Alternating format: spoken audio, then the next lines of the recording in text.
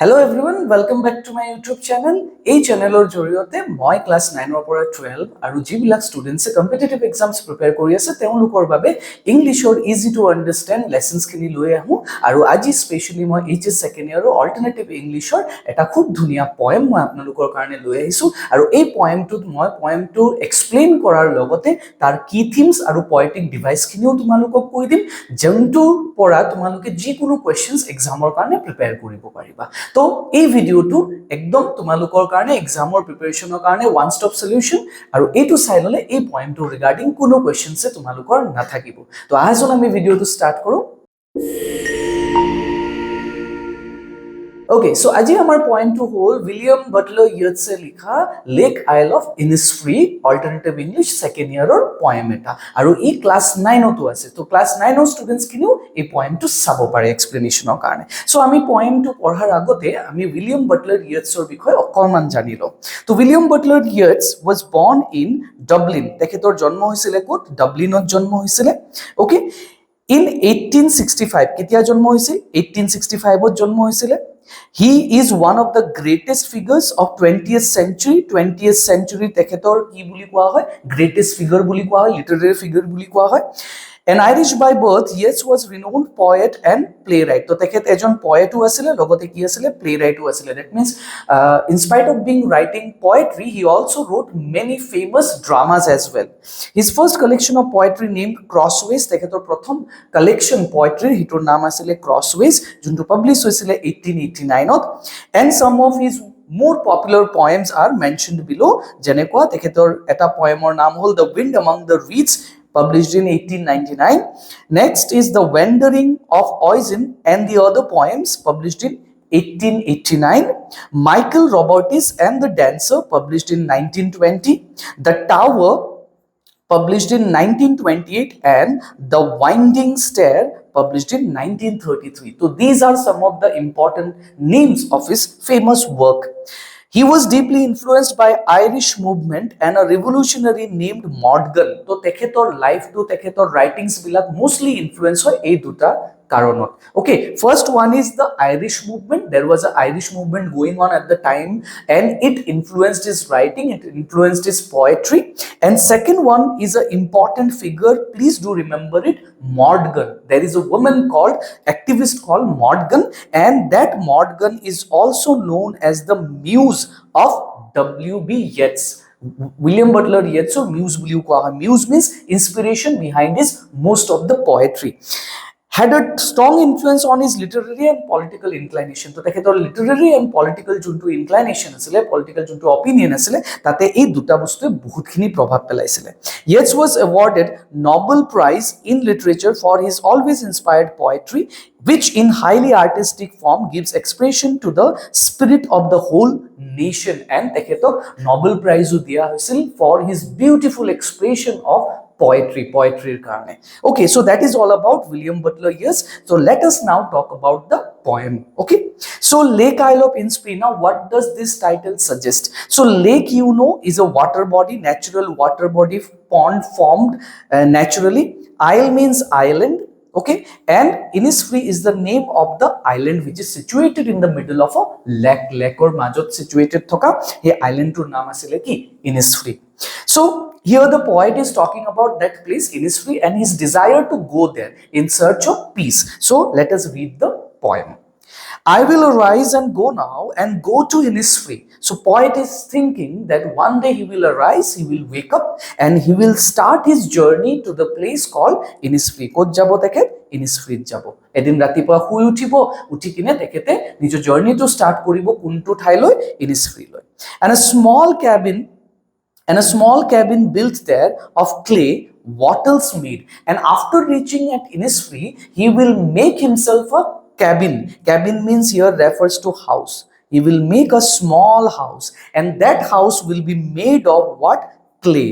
Now what is the meaning of clay? Clay is mud or you can also say soil. So tekhete soil ba matiye di ki bonabo eta ghor bonabo and also he will use wattles. Wattles means branches of trees, twisted branches of trees. Trees গছৰ টুইষ্টেড ব্ৰাঞ্চেছখিনি সেই branch আৰু মাডটোৱেদি তেখেতে নিজৰ বাবে এটা সৰু cabin এটা ঘৰ বনাব 9 bean rows will I have there and I will have 9 rows of beans there মই 9টা ৰো লাইন লগাম তাতে bean গছৰ bean plant লগাম of course bean might be his favorite vegetable or something like that he will also have a hive for the honeybee and there will also a hive eta থাকিব যোনটো hive কিহৰ হ'ব honeybee মৌ মাখিৰ এটা কি থাকিব hive eta থাকিব and leave alone and I will leave alone there will be nobody okay to কোনো না থাকিব মই অকলে থাকিম in the be loud glade কেনেকুৱা এনভায়ৰনমেন্টত থাকিম be loud glade that means there will be noise there will be the humming sound of the bee in the open space ক'ত থাকিব open space or glade means what open space in the middle of a forest or মাজত থকা clearing open space to আমি কি বুলি কম glade বুলি কওঁ তো হে লেক টু কি এটা open space আৰু তাতে only মই থাকিম আৰু হে beer sound to থাকিব okay next and I shall have some peace there and তাতে মই কি পাম ফাইনালি পিস পাম পিস means কি শান্তি মই পাম that means this line suggests that the poet is longing for peace poet কি বিচাৰিছে পিস বিচাৰিছে আৰু পিস বিচাৰি শান্তি বিচাৰি তেখেতে ক'ত যাব বিচাৰিছে Innisfree যাব বিচাৰিছে the only reason that the poet wants to go to Innisfree is peace শান্তিৰ বাবে and this line actually tells us that for peace comes dropping slow আৰু পিচ টু কেনেকৈ আহিব তাতে dropping slow মানে লাহে লাহে আহে বুলে ওকে খুব স্লোলি আহিব বুলে স্লোলি ড্ৰপ হ'ব কেনেকৈ ড্ৰপ হ'ব dropping from the veils of the morning কোৰ পৰা আহিব পিচ টু from the veils of the morning veils means কি veils or meaning to whole actually veils means whole screen or parda okay screen বা পৰ্দা ইয়াতে veils to actually কি ৰেফাৰ কৰিছে মিষ্টক ৰেফাৰ কৰিছে যেনেকৈ ৰাতিপুৱা কি থাকে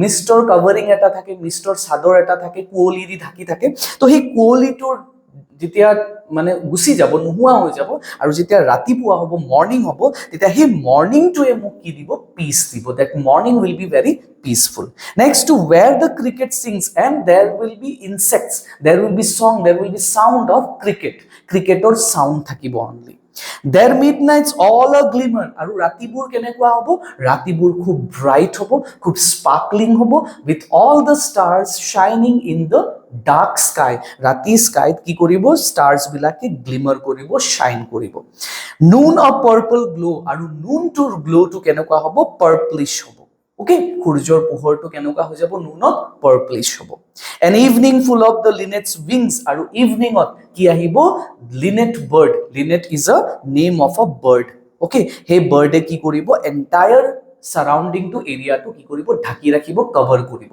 so I will enjoy the birds homecoming birds বিলাক যেতে নেষ্টত আহে ঘুৰি গুটে দিনটো তো সেই birdsৰ wings কেটা সেই birds খিনিক মই enjoy কৰিম তাতে I will arise and go now for always night and day and always I think night and day মই দিনে ৰাতি খালি ইটোৱে ভাবি থাকো যে I will go there মই তাতে visit কৰিম I hear lake water lapping with low sounds by the shore and when I think about going to Innisfree I imagine the sound that I hear of the lapping water by the shore মই কিহৰ শব্দ শুনো হে যে লেকটো যে থাকিব তাতে হে লেকৰ পানীটো কি কৰিব পাৰত খুন্দা খাব তো হে লাহে খুন্দা খোৱাৰ যোনটো সাউন্ড হ'ব যোনটো স্ট্ৰাইক কৰিব পানীটো ওয়েভছ খিনি যোনটো স্ট্ৰাইক কৰিব পাৰত যায় হে সাউন্ডটো that sound will I hear it মই হে সাউন্ডটো শুনি থাকো when I imagine about Innisfree যেতিয়া মই Innisfree বিষয়ে ইমাজিন কৰো will I stand on the roadway or on the pavement's gray কিন্তু when I stand মই যেতিয়া কোত থাকো পেভমেন্টত থাকো বা রোডওয়েত থাকো ওকে নয়েজি সিটিত থাকে বা গ্রে মিন্স ডার্টি পেভমেন্টত থাকে ডার্টি রাস্তাত থাকে তেতিয়া at that moment he remembers about that peaceful atmosphere serene atmosphere of Innisfree he peaceful atmosphere to তেখেতে মনত পেলায় I hear it in the deep heart's course আৰু তেতিয়া এই গুটেই সাউন্ডস বিলাক all these sounds I hear in the deep of my heart মই অন্তৰৰ গভীৰতাত এই সাউন্ডস বিলাক শুনিবলৈ পাওঁ okay so actually poet is longing for peace and that is why in order to search that desire for peace actually inspires him to go to that place Innisfree যাবলৈ poetক কি কৰিছে inspire কৰিছে and that is why he actually wants to visit that place Innisfree. So that is all about the poem.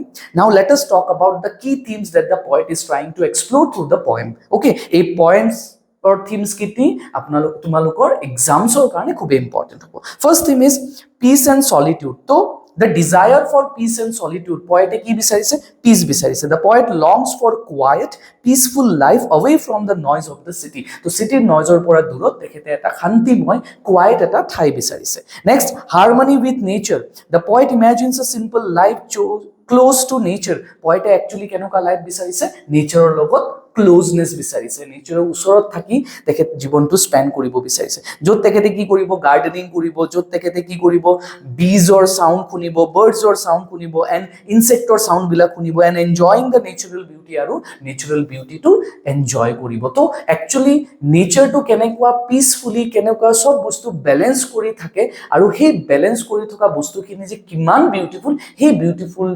বিউটিফুলনেস two poet enjoy koribo bisare away from the hustle and bustle of the city life. Next, escape from urban life. That is what I talked about just a while ago je tekhete urban life city life or pora ki koribo khujise escape koribo khujise aru escape koribo karone tekhete kot jabo peaceful, beautiful, natural place Innisfree. Innisfree symbolizes an escape from the artificial, mechanical life of the city. To city life to kenoko artificial hoy. People are running after money, people are running after material gains. Aru ei life to pora tekhete polabo khujise city life or pora. To a place of natural beauty and calm, and poet desires to live in a place which is full of natural beauty and calmness. Khanti jot thakibo aru natural prakritik saundarjo jot thakibo. Next, point number 4, inner desire and imagination. And this is the poet's inner desire. Monor bhitoror eta issa aru tekhetor ki imagination. Imagination mane ki kolpona. The speaker may not physically go to Innisfree, but he carries the memory and desire for it deep in his heart. To poet physically jabo pora nai, but in his heart he carries the memory. Tekhetor memory to Innisfree smoron to smriti to khoday ase. Idealism and simplicity. Poet kihor kotha koise idealismor kotha koise aru simplicity kotha koise. The poet describes an ideal world where life is simple. Poet enuka eta world imagine korise jot life to bahut simple, okay, ekdom normal, slow jot life to bahut slow, satisfying aru shantimoy junto ki dibo apunak satisfaction dibo junto santusto dibo, built with clay wattles and filled with natural beauty aru junto surrounding tekhete kihe di bonabo clay di bonabo wattles di bonabo natural junto sticks hoy branches hoy trees hetu di bonabo and filled with natural beauty aru sari phale ki thakibo only natural beauty thakibo prakritik saundarjo thakibo. So that is all about the themes that the poet talks about in the poem. Now the poetic devices. Now you will have questions on poetic devices, especially for alternative English HS second year students. So poetic devices ki use korise. First one is imagery. Imagery kenuka hoy vivid descriptions like be loud glade to imagery example hoy, midnight's all a glimmer, noon a purple glow.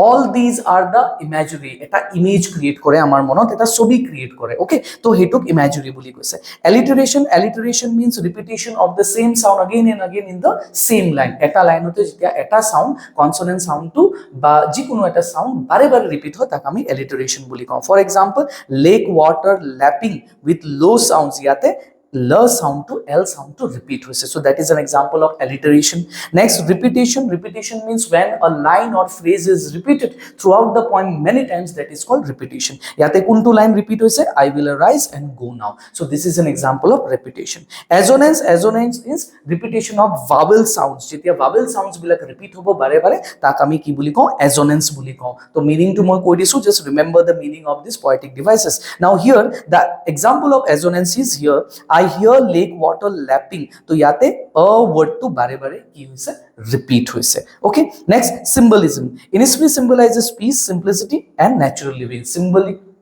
সাংকেতিক হয় এটা আমাক symbol দেখুৱাইছে কিহৰ symbol হয় peace simplicity যে life টু বহুত simple and full of natural beauty এটোৰ সিম্বল হয় next personification means when you give humanly qualities to any non living thing or natural thing তাক আমি personification বুলি কওঁ ইয়াতে peace comes dropping slow peace is described as if it can physically fall like rain or mist peace to লাহে লাহে আহিব হেতু poetic কি কৰিছে যে মিষ্টৰ লগত কম্পেয়াৰ কৰিছে যে মিষ্টটো লাহে লাহে আহিব আৰু তেনেকে কি আহিব লাহে লাহে আপোনাৰ পিছ আহিব so it is a example of personification next enjambment is sentences flow over from one line to the next without pause jetia eta line or pura antu line sentence to continue hobo without pause without gap কোনো gap নোহোৱাকে তাক আমি কি বুলি কওঁ enjambment বুলি কওঁ so these are some of the examples of personification so that is all about this poem if you have any question regarding this poem then please comment it down I will definitely try to solve it